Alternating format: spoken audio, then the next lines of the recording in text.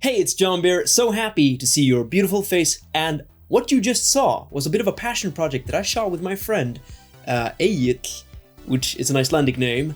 Good luck pronouncing that. Anyway, he runs a website called Cousin Gaming, and he has one of the biggest retro game collections in Iceland. So I decided to just film something cool with him, because I love retro games myself, and I figured if I get to film in a retro game room, oh, that's like two passions getting together and just getting it on. Filmmaking, video games.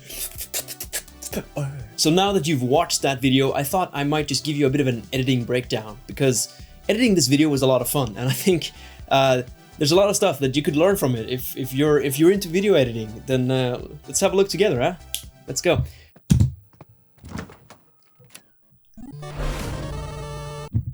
Alright, so straight off, there's a few things going on here. If you look at the timeline, so we have the first shot of him walking through the door. I figured this was a nice sort of like, it builds up some suspense, you know, because we don't know what's going on until he opens the door. For the sound front here, we got two footsteps, blink, blink, and then we have a gradual increase of the boss theme from Mega Man 1, gradually increase until right here, you hear the end of the song. Oh yeah, love that music. Let's see, so here we have two sound effects. We have one, which is the door, if I'm gonna isolate these other ones. Just a door. And then we have this one here, which is also a door. So actually what I did is I overlaid the sound of a refrigerator opening and the sound of a door opening to just give it a little bit extra oomph, you know? And moving on, when the camera zooms in on his face, again, there's two overlaid whooshes here. So first we have the whoosh from Super Smash Brothers, actually. Super Smash Brothers Ultimate. Whenever they announce a new character, you get like this vroom, and then like, Terry is ready to deliver fury. Cover! Nintendo, please don't sue me. And then I just added another whoosh under that to just sort of give it more oomph. So this frame here, I thought was a good establishing shot with him coming into the room. You see it's like a gaming room.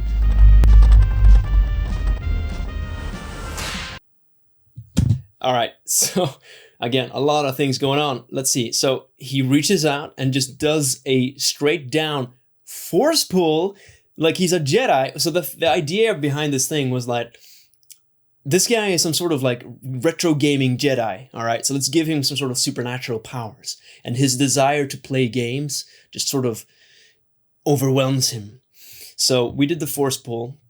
And so obviously we have a close-up, a mid-shot here, like illustrating that.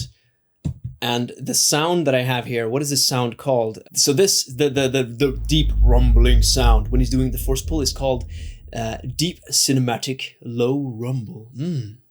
Nice. I love that sound. Also here you have another sound, the sound of rattling. So all these cartridges, they're shaking, the whole shelf is shaking. And the rattling, actually, I just record on location. I had one of my little wireless microphones. I just recorded a bit of that. And it turned out pretty good. Let's see. Of course, music-wise, we have F-Zero kicking in, which is... You guys know this. If you're a retro gamer, you know. So here, this shot here, I really love... So, okay, just take a look at this stupid shot. So, you notice how the cartridge is right out of frame? So, right where the frame ends, there's a thumb, there's a hand holding the cartridge that just pulls it towards the lens. I know, movie magic, right? This sound here, that's a jet. That's an airplane sound. So, guys, when you're making sound design, get really creative. Just use, like, things that shouldn't be there. And just make it subtle, you know? Like, that way you really sell the effect. And that's your goal. Your goal is to sell the effect. Your goal is not to make realistic sounds.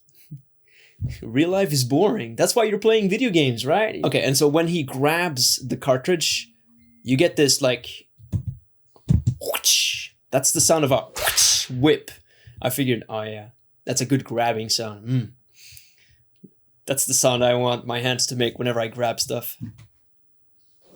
And then here, when he winds up the throw, what I did is I just put this sound in reverse. Usually, like, this is a very good tool to have in your kit.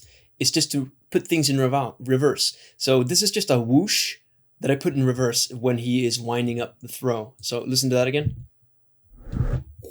And here you get a bunch of sounds. So let's go over them one by one. So, okay, he throws the cart. Okay, let's watch that again. That's so fun.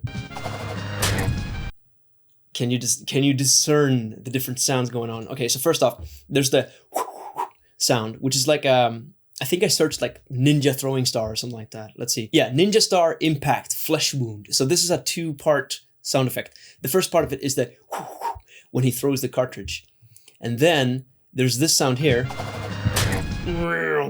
which is actually the sound of a plane crash. So we got a plane crashing into the SNES, and then actually I decided to stick with the stab sound from the throwing star when it lands. So let's watch that again. Oh, so actually a few things I haven't talked about. This shot right here, when the cart is flying, I mean, obviously I'm just holding the camera with the cart and just like moving with it, you know, it's like a first person view kind of thing. One thing I did is I mounted on my rig a light that points straight down on the cart to sort of illuminate the cart and just make it look more nice. And then I did the same shot in holding the cart the opposite way when he throws it into the SNES. So now I'm just like standing there with all my camera rig, and it's like super heavy, and I'm basically like teabagging this SNES over and over trying to get the shot. And yeah, it turned out really great. So just the magic here is that I cut right before he touches the SNES and cut to this shot here. Let's watch that again. So satisfying. So the way to get the cart landing perfectly into the SNES is, you know how the SNES has like an eject button? You press it and the cart just pops up. So I played that clip in reverse. So it looks like the cart is flying into it, but actually in real life, it was popping out of it. And of course, you have the impact of the flesh wound when it lands, but also there's another sound here. This one is called, I think it's called something super basic. Just explosion, explosion 5. There you go, explosion 5. That's the sound you hear when it crashes into the SNES. You hear that? So satisfying. Oh, baby. Okay, this next shot is probably the first shot that I wasn't like super satisfied with. The idea, so one of the inspirations for this video is the Corridor Crew video called Tactical Reloads. I'll play a quick clip right now.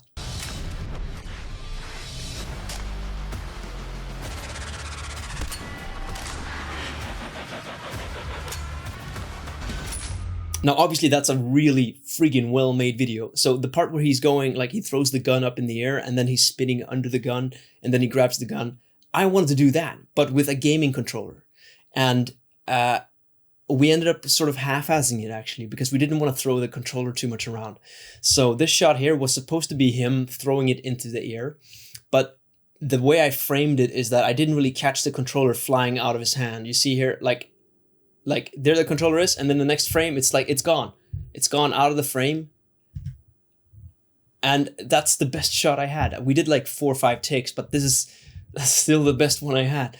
So whatever, I just kept it in there because, you know, it works for continuity. So he's throwing it, and again, you get the you get the throwing star sound again, and then the whip sound again. But this time, it's a different variation of the whip and the throwing star. It's like a higher pitched version of both of them, I think. So let's just watch that again.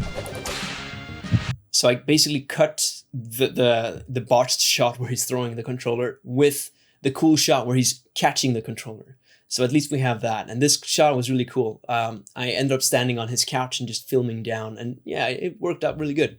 So the way we shoot, if you watch it in slow motion here, he's basically just raising the controller. So he didn't have to catch it. He's just sort of like, we assume as the audience that he catches it during the cut, right?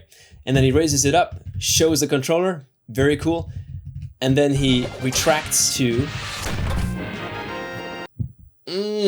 I love this shot so much. Okay, there's a lot to talk about here. So, pull back, boom. So I love the motion, how it's going up and then down into the fist, just slamming under the table. So when the fist slams on the table, again, ooh. So first you have a sort of swelling sound, which is actually, I think it's the whip in reverse. Yeah, it's the whip. It's the whip sound in reverse. Does that sound? That's the whip in reverse. So again, remember, you can use your sound effects in reverse to get really cool effects. And that leads into the explosion of like when the fist goes down. So again, there's a different explosion sound here.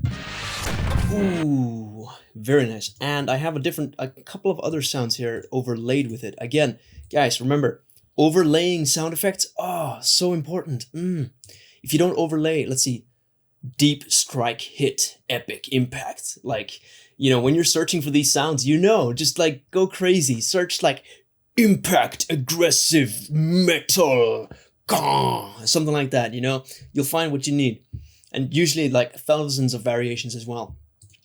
And then another sound here. I think this one is a little different here. Oh, TV turn on sound effect. Very important. Yep. So I just synced it to sort of like just feel very satisfying when the fist hit the controller. Let's watch that clip again. All right, so let's talk about something here. So when the fist goes down, look at this. It, boom, it shakes the whole frame, right? Now, imagine if I didn't have that shake, it would like make it feel like a whimper. But because I have the shake, the impact is like you sell the impact. Again, always sell the effect, sell the impact.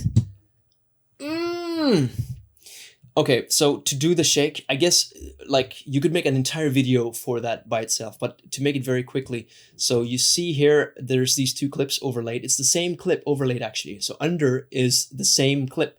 So what I did is the clip that's over, like again, it's just basically the same clip duplicated. The over one, I just moved it around a bunch when the fist hits the controller. And so by having another clip under, it ensures that there are no like black areas outside the frame when I'm moving the top frame too much. And I also blurred the bottom frame a little bit so that, you know, it's not going to be too obvious. So yeah, that's something you can do. I actually did this for the SNES cartridge as well. You didn't notice maybe. So let's look at that again. You see how it like shakes. Ooh. And again, to make the shake effect, just do a bunch of keyframes of like moving up and down, and then just have it last for a couple of frames. Like that's it. Subtle, but very important. Okay, so where are we at? Okay, the screen turns on. So this is another effect.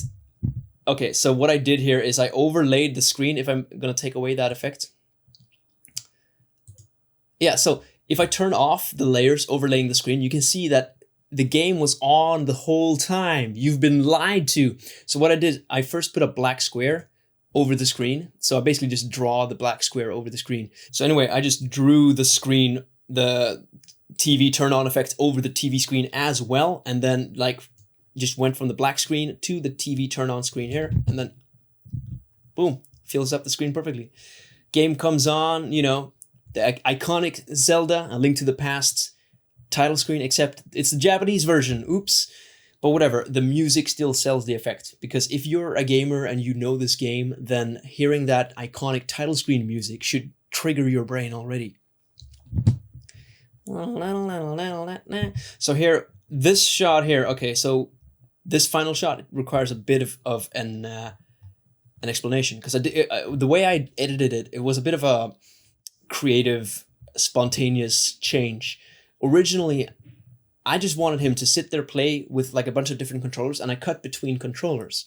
But when I got home and edited it, I realized that you see how his controller changes? So in the final edit, I realized that it's not obvious enough that the controller keeps changing in his hand.